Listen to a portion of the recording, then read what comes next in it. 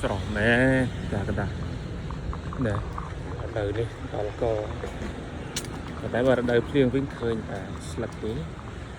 តែចំណែកដៅដៅបែបនេះគឺគំនូររបស់ការកដាលហើយបាទពិតជាចូលចិត្តកម្ដៅអត់កម្ដៅហ្នឹងគឺ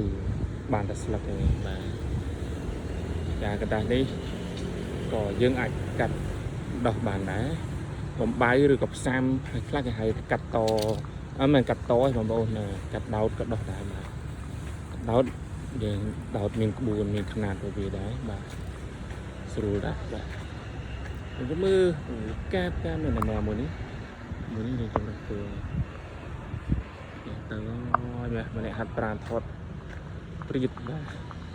កុំថាឡើយក្តៅចង់ឲ្យដាក់មិនក៏នៅតែផ្កាដែរបាទអត់ទឹកកាលណាកាន់តែផ្កាបាទ